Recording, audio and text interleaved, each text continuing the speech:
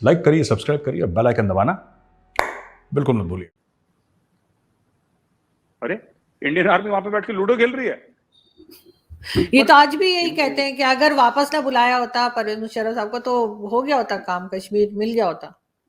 आरजू जी, किसी ने वापस नहीं बुलाया, ये खुद गए थे वहां पे। नवाज शरीफ को भेजा था बिल क्लिंटन के पास। ये हर समय कहते हैं 1971 तो हमने जीत लिया था, लेकिन हर चीज लेकिन, कभी सच नहीं बोलते लोगों को, कभी सच नहीं बोलते। 1965 तो हमने जीता जिताया था, लेकिन 1947 48 सब कुछ हो गया था, लेकिन कारगिल सब कुछ हमारी तरफ था, हम जीत जाते, लेकिन इन्हीं के साथ लेकिन होता। और किसी देखिए बात ये होती है कि every war is fought with an objective आरजू जी, ठीक है ना।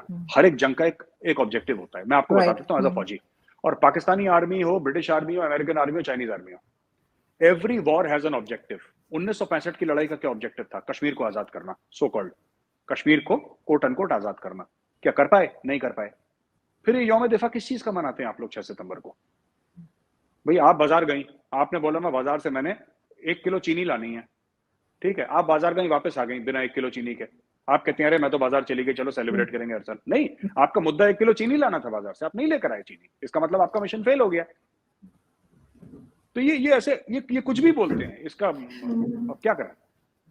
अच्छा, यहाँ पे लास्ट में मैं एक चीज और आपसे बेटे साहब पूछना चाहूंगी। ये जो अभी रिसेंटली आप लोगों के यहाँ एक आदमी पकड़ा गया था और उसके बाद आपने जैसे बताया कि उसकी डेथ हो गई, ये जिस तरीके से भी हो गई, हार्ट अटैक हुआ, व्हाटएवर, यहाँ ये भी कहा जा रहा है कि उससे जबरदस्ती जो है वो स्टेटमेंट लिया गया कि जी उसको किसी कर्नल ने भेजा है या उसको 30,000 दिए हैं। क्योंकि अगर ये बात सच है, ये बात सही है, उससे स्टेटमेंट खुद दिया है, तो फिर ऐसे तो कुलभूषण वाला स्टेटमेंट भी भारत को मान जाना चाहिए। ये कहना है यहाँ पे लोगों का कि फिर उस बात के ऊपर आप लोग क्यों कहते हैं कि जी नहीं, उसने तो प्रेशर में आके या किसी तरीके से डरा धमका के उसे स्टेटमेंट लिया है, लेकिन अपने वाले स्टेटमेंट को आप लोग सही मानते हैं। देखिए मैं आपको बात बताता हूँ, ऐसा नहीं है कि आपके वाले स्टेटमेंट को झूठ या सही। हमारा केस तो इंटरनेशनल कोर्ट ऑफ जस्टिस में चल रहा है ना। इंटरनेशनल कोर्ट ऑफ जस्टिस में पाकिस्तान ने उसको डेथ पेनल्टी दी थी, right. International court of justice ने रोक दी। अगर पाकिस्तानी आर्मी कोर्ट ने उसको डेथ पेनल्टी दी थी कुलभूषण जाधव ने, तो आपने फांसी क्यों नहीं लगाई अभी तक? किसके डर फांसी नहीं लगाई? मैं आपसे ये पूछ रहा हूँ, किसके डर से फांसी नहीं लगाई? भाई अकेला न्यूक्लियर बॉम्ब रखता है मुल्क है, अकेला मुस्लिम मुल्क है जिसके पास न्यूक्लियर वेपन है। अगर इंटरनेशनल कोर्ट ऑफ जस्टिस नहीं मानेगा बात, तो पाकिस्तान जज के घर पे बम मार देगा। इतनी सलाहियत रखता है पाकिस्तान, मुजाहिद चले जाएंगे बम लेके और उसके घर पे मार देंगे बम। क्यों नहीं करा उसको? क्यों? क्योंकि पाकिस्तान को पता है कि उसको किडनैप करवाया था ईरान से। आप फांसी दीजिए ना उसको। क्यों नहीं फांसी दे रहे? किस चीज के लिए नहीं दे रहे फांसी? नहीं देंगे ये लोग, ये नहीं करेंगे। उसको रख रखा है इन लिम्बो, ना इस तरफ ना उस तरफ। पहले इन्होंने जोश जोश में बोल दिया फांसी, इंडिया ने बोला कि है ही नहीं है जासूस। इंडिया ने सबसे पहले बोला कि हाँ ये नेवी का बंदा है, हाँ ये हमारा बंदा है। हम मना नहीं कर रहे कि हमारा नहीं है, हम ये नहीं कह रहे कि नहीं है। जासूस को तो सबसे पहले ये बोल देते कि है ही नहीं हमारा। जो भी स्पाई होता है उसका सबसे पहले तो कोई भी इंटेलिजेंस सर्विस हो कहती है हमारा है ही नहीं बंदा। इंडिया ने बोला हमारे नेवी का बंदा यार, ये ईरान में था, तुम लोग पकड़ के लाए हो। और फिर इंटरनेशनल कोर्ट ऑफ जस्टिस में केस चलाया। कोई जासूस के लिए केस चलाता है? हमने जासूस के लिए केस चलाया। क्यों चलाया? क्योंकि हमें पता है वो इनोसेंट है। हम तो सामने बोल रहे हैं इनोसेंट है। लेकिन वो आदमी जो मर गया है उसके ऊपर भी तो पाकिस्तान कह सकता है ना कि आप लोगों ने उसको इतना ज्यादा परेशान किया या इतना ज्यादा उस पर प्रेशर डाला गया जिसकी वजह से उसको इस तरह से हार्ट अटैक हो गया और वो मर गया। अब वो है ही नहीं, तो उससे सबूत कैसे मिलेगा? अब तो ब्लेम आराम से पाकिस्तान पे लगा दिया जाएगा कि जी आप लोगों ने इस तरह से कोई भेजा था। अब चाहे वो नॉन स्टेट एक्टर ही हो, जिसे हमारे यहाँ बोला जाता है, मुझे नहीं पता नॉन स्टेट एक्टर का क्या मतलब होता है, लेकिन बोलते हैं हम लोग, तो वो भी हो सकता है। और जी ऐसा नहीं है। देखिए बात यह है ना कि उसको आदमी को चोट लगी थी बहुत ज्यादा। He was injured and over a period of time he succumbed to his injuries, ठीक है। कार्डियक अरेस्ट हो जाता है लोगों को इस स्टेट में, मल्टीपल ऑर्गन फेलियर भी हो जाता है, कई कई चीजें हो जाती है, मुझे नहीं पता, लेकिन ऐसा हुआ है। जहां तक यह है कि सबूत नहीं, और सबूत तो हम 26/11 का भी दे रखा है पाकिस्तान को। तो क्या कर लिया पाकिस्तान ने? कुछ करा? हमने तो ऑडियो रिकॉर्डिंग भेजी थी। हमने कारगिल की रिकॉर्डिंग, मुशर्रफ और वो जनरल अजीज के बीच में जो थी, वो ऑडियो रिकॉर्डिंग भेजी कारगिल की हमने। आपने सुनी होंगी वो ऑडियो रिकॉर्डिंग। मुशर्रफ की ऑडियो रिकॉर्डिंग भेजी थी जो RNAW वालों ने रिकॉर्ड करी थी, जब मुशर्रफ शायद बीजिंग में थे, कहाँ थे वो, या कहीं बाहर थे। उनकी ऑडियो रिकॉर्डिंग करके तब पाकिस्तान ने बोला कि हमारे बंदे नहीं है वहां पे। फिर बाद में डेड बॉडीज लगा। तो ये देखिए, ये सब क्या है कि पाकिस्तान के आज का नहीं आरजू जी है, बहुत पहले से है। और फिर खुद इनका कोई फिर अच्छा, पहले मुशर्रफ ने मना करा, फिर जब मुशर्रफ को दिखा कि किताब लिख के मुझे मिलियंस ऑफ डॉलर्स मिलेंगे, फिर मुशर्रफ ने अपनी किताब में मान लिया वो चीज जो पहले अभी तक मना करता आ रहा था। वही मुशर्रफ जिसने पहले मना करा, उसने in the line of fire लिखी, वो बड़ी मजेदार किताब है, पढ़िएगा। है मेरे पूरी पास किताब पढ़ी। मुशर्रफ, बस मुशर्रफ ने अपने ऊपर लिख दी कि मैं कितना महान था, मैंने कितने तीर मारे, कितने तोते आसमान से गिराए, उसने सब कुछ लिख दिया उसमें, ठीक है। और फैक्ट ऑफ द मैटर, तो मुशर्रफ मान के चल रहा है कि हाँ मैं गया था इंडिया के अंदर और मेरे लड़के थे और खूब जांबाजी से लड़े, जिहादी थे और ये थे वो थे, XYZ। वही आर्मी चीफ, वही प्रेसिडेंट कुछ साल पहले ये बोल रहा था कि है ही नहीं, फिर वो कहने लगा हाँ है। वही अयूब खान ने करा, वही नूर खान साहब ने तो खैर झूठ बोला ही नहीं, उन्होंने तो सच्ची बोल दिया एक शॉट में। ये चलता चला रहा है, तो it's not new for us. और ये ऐसे ही चलता चला जाएगा आपके ख्याल से? आगे भी हम यही कुछ देखने वाले हैं? देखिए बात यह है ना कि अब देखिए, छोटी सी चीज है, एक मन में आपने दुश्मनी बैठा ली, एक नफरत बैठा ली, ठीक है।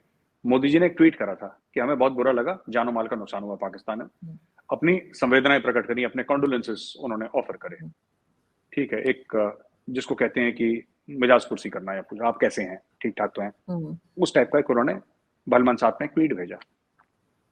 पाकिस्तान में पॉलिटिकल पार्टीज ने कहना शुरू कर दिया हम इंडिया से कुछ मदद नहीं लेंगे। उन्होंने मदद थोड़ी ना दी थी मोदी जी ने, आप सोच रहे हैं?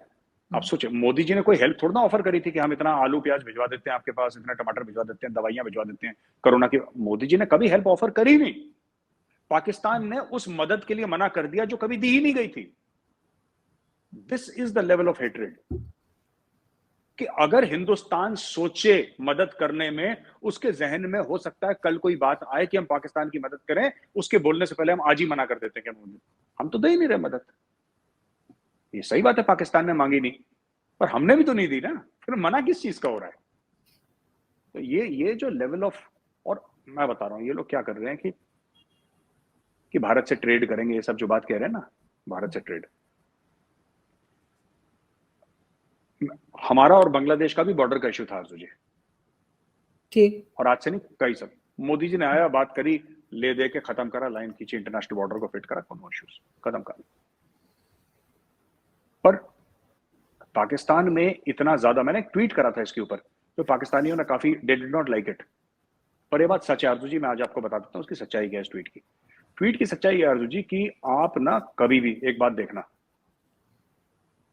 पाकिस्तान, अब मौका आ गया है पाकिस्तान ये सोच ले कि उसको पाकिस्तान चाहिए कि कश्मीर चाहिए, क्योंकि ये इतना ज्यादा। अब देखिए फूड सिक्योरिटी की कॉन्फ्रेंस में बिलावल भुट्टो गया था, आपको पता है ना, यूनाइटेड नेशंस गया था जी जी बिलावल भुट्टो, फूड बिल्कुल, सिक्योरिटी हाँ बिल्कुल गए थे।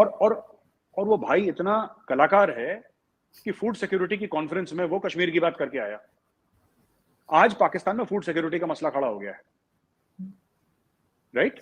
आज पाकिस्तान में लोगों को खाने को नहीं, और टमाटर प्याज और हर चीज का गंदम बंदम के दाम इतने ज्यादा बढ़ गए कि आम आदमी को खरीदना मुश्किल। 500 रुपए का कौन किस तरीके से खरीद सकता है? It's not possible. पर हो गया दाम, बिकॉज ऑफ नेचुरल कैलामिटी हो गया, सप्लाई एंड डिमांड का गैप आ गया, हो गया। इस भाई को इतनी अकल नहीं थी कि मैं फूड सिक्योरिटी की कॉन्फ्रेंस में फूड सिक्योरिटी की बात कर लूं, जिस काम के लिए बुलाए वो काम कर लूं।